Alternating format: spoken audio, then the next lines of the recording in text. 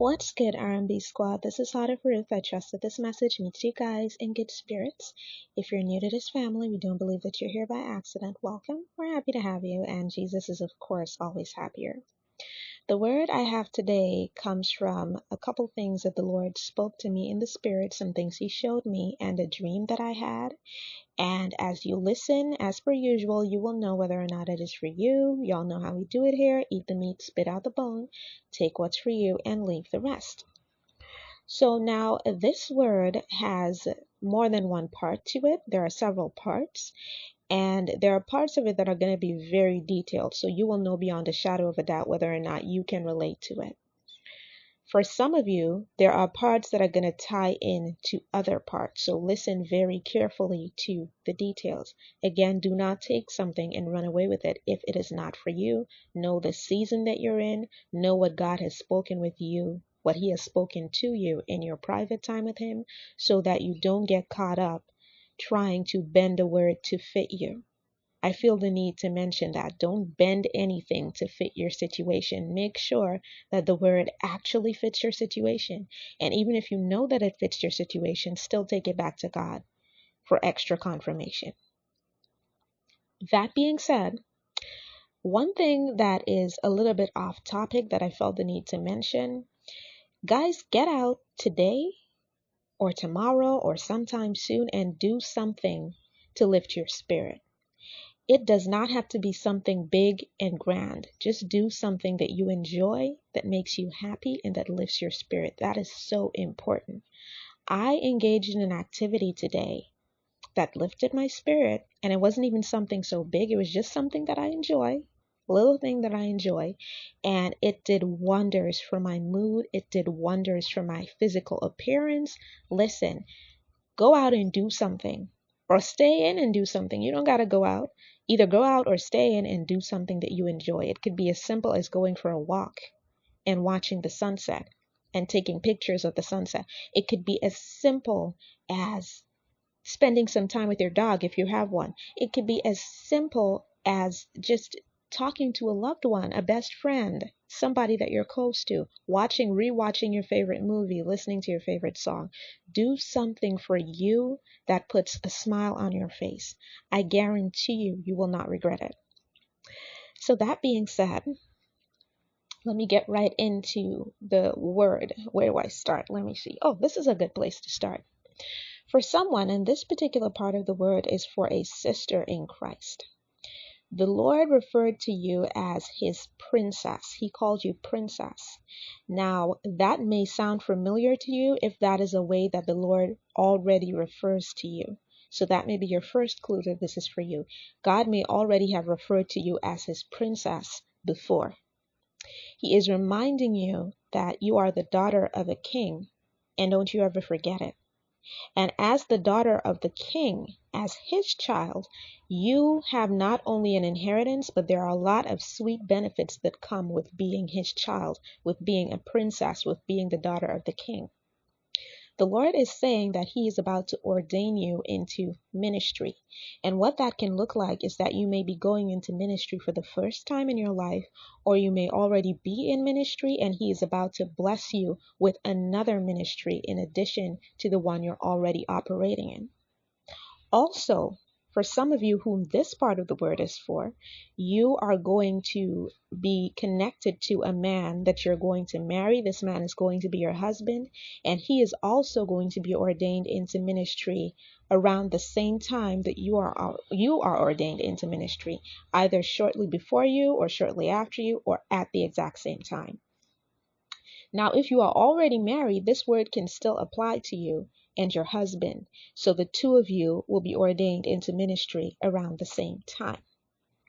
So that was that word. Now, this part of the word is going to tie in for some of you to the word that I just gave, or it is going to be a standalone word. There is a person, while all of this is going on, while you are being ordained into ministry, while God is blessing you with your inheritance, while He's blessing you with your husband, or He's blessing you and your husband if you're already married, there is an individual whom the enemy has been operating through. And for some of you, it's more than one individual whom the enemy has been operating through. The enemy has been operating through this individual, this human being to cause problems for you, blockages for you, to oppress you, to try to antagonize you in every possible way. Some of them have even put their hands to spiritual filth to try to alter what is coming to you. The Lord is saying that this person, he's about to hit them where it hurts. This person or these people, God is about to hit them where it hurts. He said that the pit that they're digging for you, they're going to fall directly headfirst into that pit. And he led me to Psalm 7, verses 15 to 16. I'm reading from the Amplified Bible, and I'm also going to put this in the description box. He has dug a pit and hollowed it out, and he has fallen into the very pit which he has made as a trap. His mischief will return on his own head, and his violence will come down on the top of his head like loose dirt. So pray for these people. They're going to need it. They need you to pray for them at this time, because God is not joking. He's not playing around. He said that he is going to hit these people who have been attacking you. He is going to hit them where it hurts, and it's going to be right around the time that he's blessing you.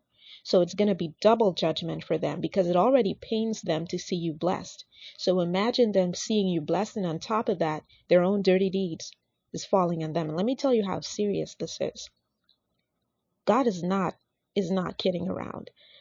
If these people so much as wish something bad on you, if they so much as entertain a bad wish, a bad thought, if they even so much as hope that something goes wrong for you, whatever it is they're wishing for in their minds, they don't even have to put their hands to it.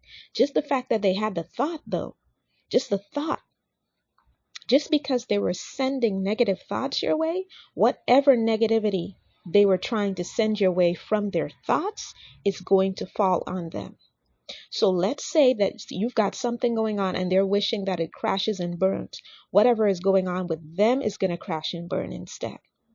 So at this time, this is their portion.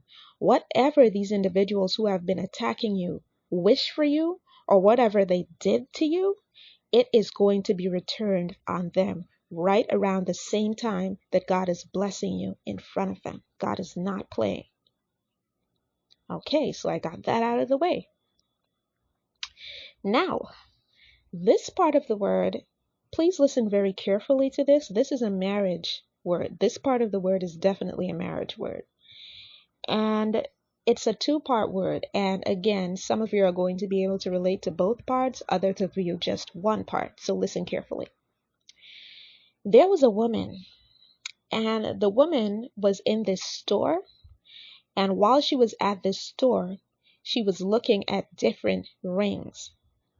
So she had different rings. They came in what appeared to be different sizes, but the sizes were all very close to each other. So they weren't that much bigger or that much smaller than each other. And she was looking at these different rings and trying on the different rings. Now, this has two meanings. For some of you, this is pretty straightforward. It means that your partner, the person that God told you is going to marry you, the person that God said is your husband, or the person that you have not met yet. You may not have met your person yet, but God has already alerted you to the fact that you're in your marriage season. You're about to meet the man that you're going to marry. He is going to give you options. So you're going to have options. This is not going to be one of those proposals where the man picks the ring and then he comes and proposes to you. No, this man is going to take you to the jewelry store, and he is going to show you an array of options that you can choose from. So you're going to get to pick your engagement ring. The two of you are going to pick it out together. So that's one interpretation. For others of you, this has a little bit of a more complicated meaning. What it means is that you're going to have more than one choice when it comes to your partner. And not because God sent you all those choices. God only sent you one. But because there are a lot of people who admire you, you have more than one suitor, so to speak. And more than one person is going to come to you and express their desire to marry you at the same time or around the same time. However, there is only one ring that is going to fit. In the same way, at that store, there were a bunch of different rings and that woman was trying them on, but only one fit. There is only one perfect fit for you. And that's God's pick.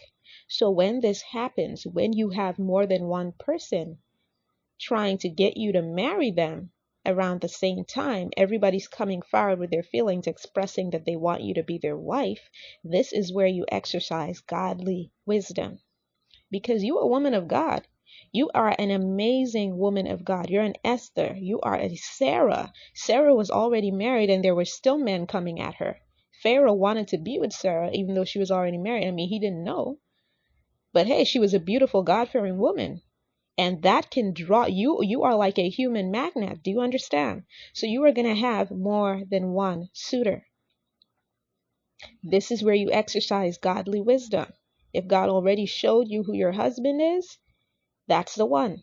There ain't no deviating from that. If he has not showed you who your husband is yet, but he told you your husband is coming, and then 3 or 4 men come to you and express their feelings and say that they see you as wife material, girl, you better pray. You had better pray and ask the Lord which one of these men. Don't just go choosing on your own. Don't lean to your own understanding. So that's for somebody. Now there was another part of the dream. The scene switched. And this woman had this ring, okay? And the ring that she had, what I noticed was that what I came to realize is that the ring that this woman had, there was another woman who had that ring before her. So previously the ring had belonged to another woman.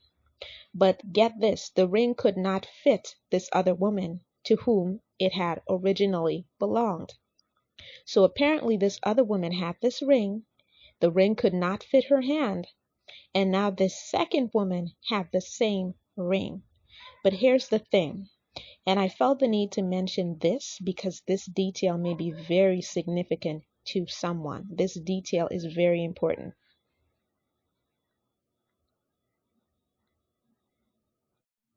So here's the detail. The ring had a black stone in it. And let me get to the significance of what that black stone means. Now, for some of you, there was an actual ring with a stone in the color black in it. There was an actual ring with a stone in the color black. So that may be of significance to someone. There's a ring in actual reality with a stone that was black. Now, this ring could have originally belonged to this man's mother or something along those lines. But there was an actual ring for some of you with a black stone in it. And that is what this clue is going to be for. For others of you, the significance of that black stone means that this connection, this previous connection that this man had with this woman was a dark one. It was not of God. And so the stone was black. The union itself was not approved by God. And so, see, this ring that once belonged to this other woman, or that this other woman had in her possession, I shouldn't say belonged, because the ring was never intended for her. But she had it in her possession. And what happened was her finger couldn't fit the ring. Her fingers were too big for the ring, this previous woman.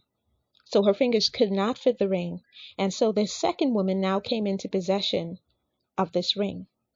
And 2 things happened. The stone fell off. This black stone, it fell off. And then the ring that remained fit this second woman's hand. It fit her finger very snugly and accurately. So it fit her like it was meant for her.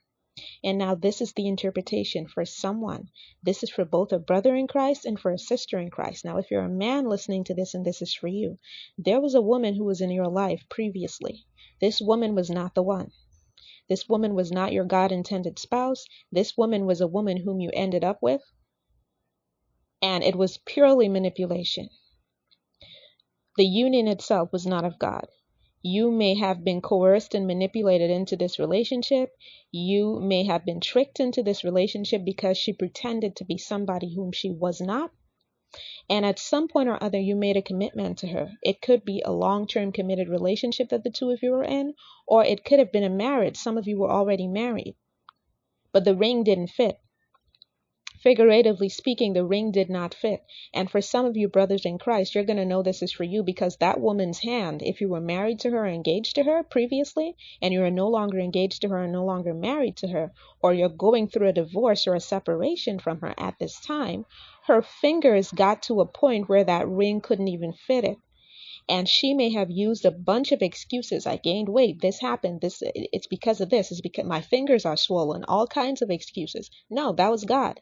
That was God showing you in the physical that that ring was not meant for her finger. Okay? So the ring not fitting her finger in the natural was symbolic of what was going on in the spiritual. That was God's way of showing you that that ring was never meant for her finger. And now there's a second woman in your life, and you're going to know for sure that this is for you, because God has already told you this is your wife. You have already seen those qualities in this woman. You know she's your Proverbs 31. You just know it. This is your wife. And everything with her is going to fit. Everything with her is going to fit. In the same way, when that woman, that second woman, put that ring on her finger, first of all, the stone fell off. And then when she put it on her finger, it fit her perfectly. Everything about this second woman, brother in Christ, is going to fit you perfectly, because this is the one that God chose. And if you're a sister in Christ listening to this, even if this man was married before, he's now divorced, even if he was in a committed relationship before and you're concerned about entering into union with this man now because his past was complicated, sister, the Lord is saying that was always your spot. That was always your spot.